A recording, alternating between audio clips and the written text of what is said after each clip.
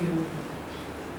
And to see many old friends with us this morning and some new friends.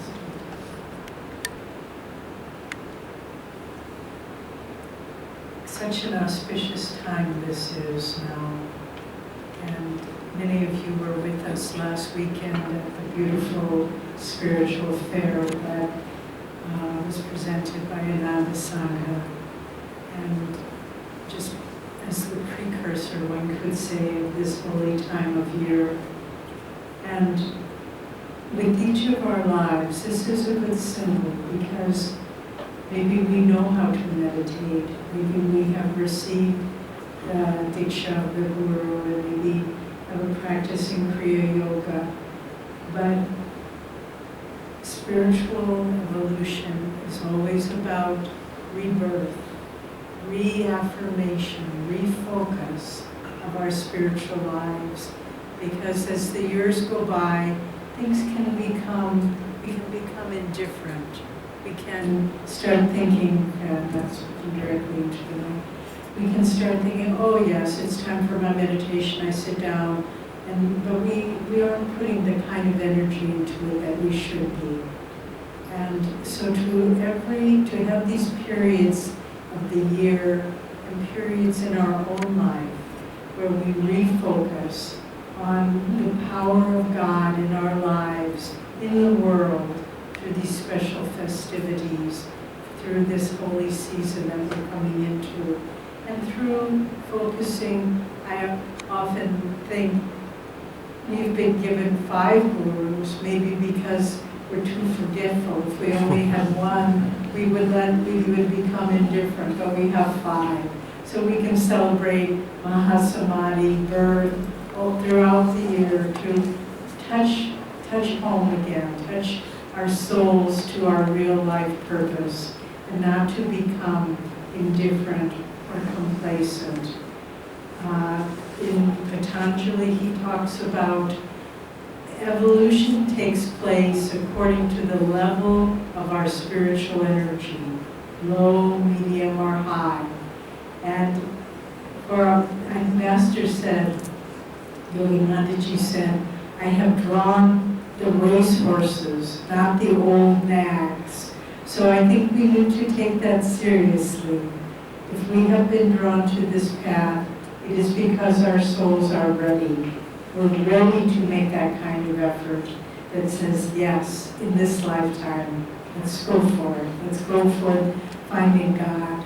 And Master came to the West, as you know, and he said, I love the American spirit because it's doing, one day done, but Master said, the American spirit, if anybody can do it, then it's possible. Then I can do it too. And we need to have that spirit.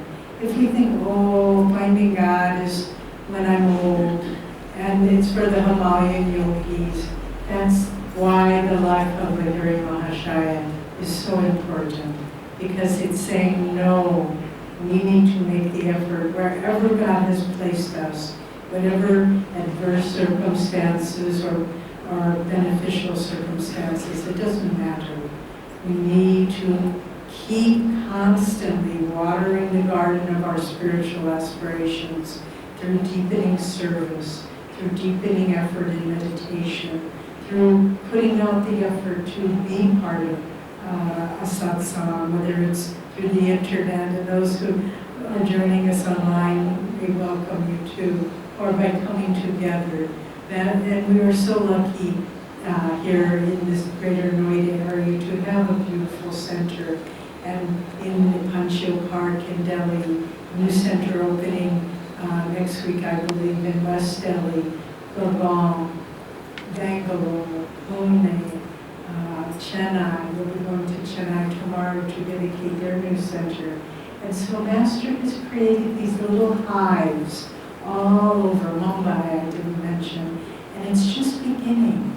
But it's important to keep our spiritual yearning strong by coming together, by giving our energy in service and support of these centers. And when you read autobiography of a yogi, It is like a beautiful tapestry.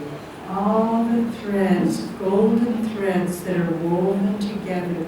And if you recall, the very first chapter, Master describes his family life, how he remembered being born, learning to speak the Bengali language of his family, and he said he would often have these intense crying spells, even as an infant, and they didn't know how to make him happy. They didn't know what he was needing. But he said, I was so frustrated, even from an infant, being confined in this little body.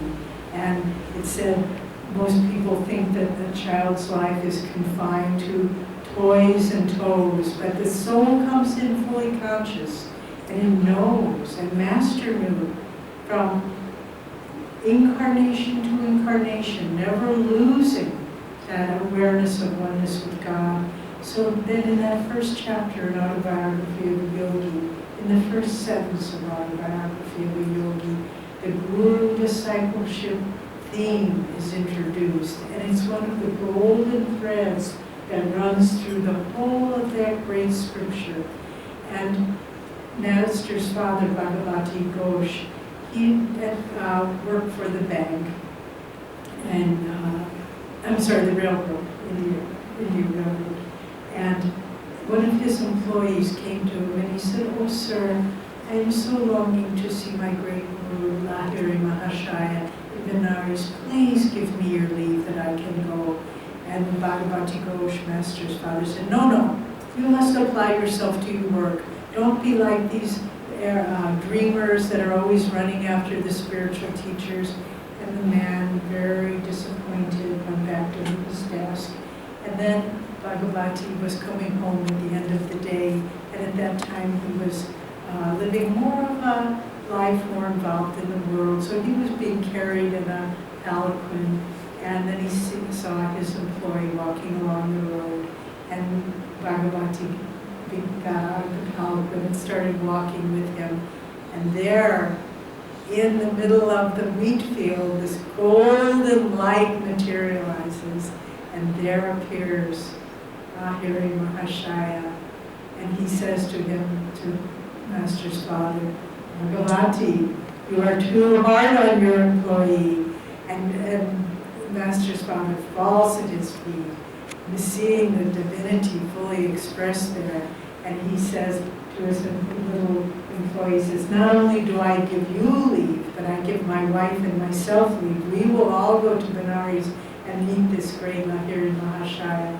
And then, of course, you know, when they first meet him for the first time in a physical form, Lahiri says to Bhagavati Ghosh, Bhagavati, you are too hard on your employee, just to show that wasn't a fantasy, that really happened. And so that Guru discipleship golden thread gets woven, and then, of course, Sri Teshwar, Lahiri's disciple, Master tells us that this line of avatars have incarnated again and again as great world saviors, because Master was primarily teaching in the West, primarily a Christian country. He said the three wise men that came to visit the Christ child in Israel when he was born, Master says, were Lahiri, Babaji, and Sri Teshwar, coming to see the Christ child be born. And so Christ is part of this lineage. And this is also uniting the East and West. And it says in the chapter about the life of Lahiri Mahashaya that he gave freely. Even though he was a high caste Brahmin, he gave it to people of all walks of life, to Muslims and Christians and whoever would come. Again, setting the example. This is a new time. Kriya Yoga dispensation is to unite all nations, all religions, all races, because it is, as we said, the jet airplane route to God. It doesn't depend on what your religion is. And Master gave Lahiri and Babaji's Kriya throughout the West. He gave it, as we mentioned, as Mr.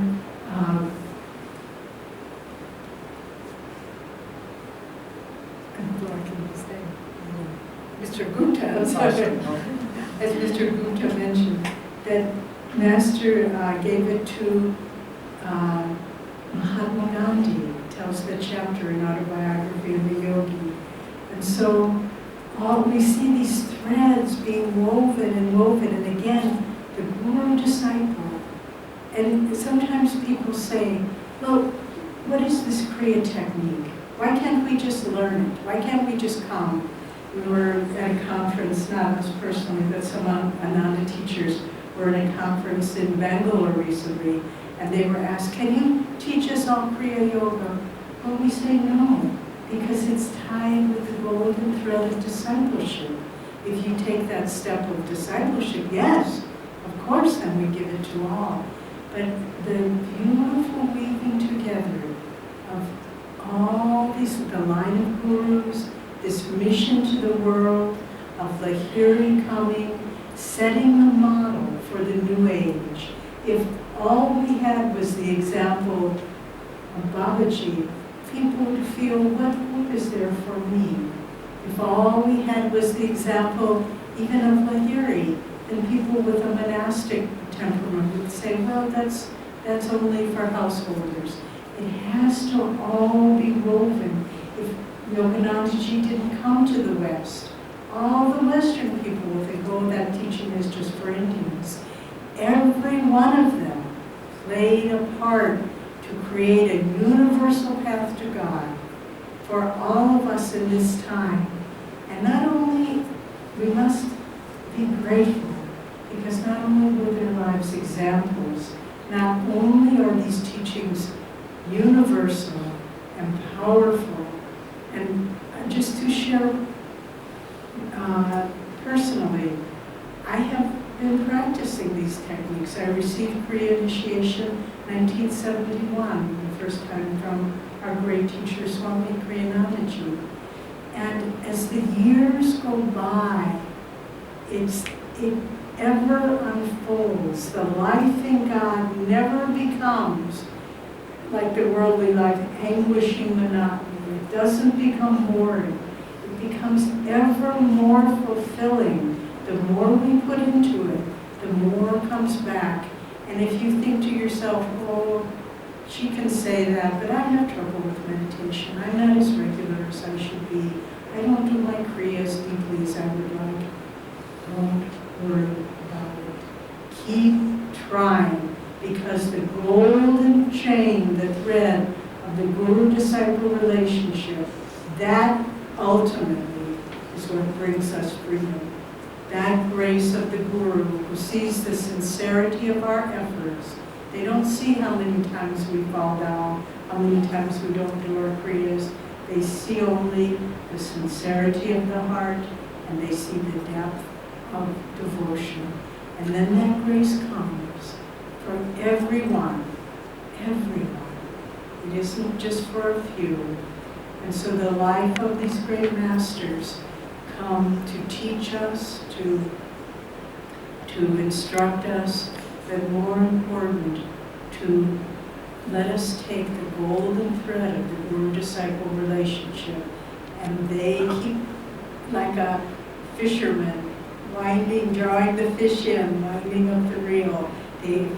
Once we take the bait of the love for God, and we swallow it, then the great fisherman begins reeling us in, until finally we are, but the analogy falls apart, because when you pull the fish out of the water, it dies. When they pull us out of the ocean of delusion, we are born into our true self. And this is what the lives of these great masters are about. And the grace that they bring into our lives. And we have met and talked with devotees all over the world. We were talking just yesterday to a friend who has a son and daughter about 9 and 7. And they were having a very hard time in school. They weren't happy. The other children weren't nice to them. And they knew they had to change the school, but no other schools were opening up. No, this you can't go there, you can't go there. And my friend said, I just prayed to Babaji, please show me where the school is that I can send my children. And the name of the school just came into her mind. And she knew that school, but she just wasn't thinking of it. She called them up, are there openings for my 2 children? Yes, come right now, we're just starting this term. And so she said, I knew that was the gift from the Master. So the kingdom of God is not separate from the kingdom of human fulfillment. Don't think that, oh, God is indifferent to our needs. God knows our needs. He knows them better than we know them ourselves. And every aspect of our life will find fulfillment and upliftment through tuning in to the line of gurus.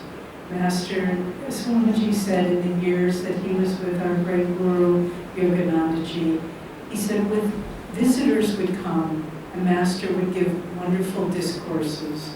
But he said to the disciples who were close, all he would say was, be in tune. That's all he would say. And so for all of us, be in tune. Tune into the lives of the great masters. Draw from them. Call on them when you have need. Call on them when the way before you seems dark and obscure. Call on them. And with the golden thread of the guru-disciple relationship, they will guide you and show you the way to find not just human fulfillment, but more important, to find the true soul fulfillment when we awaken from the confines of the ego and we are able to fully say, Lord, all that I am, all that I know, all that I have, all that I ever will be, I lay at your feet. Receive me.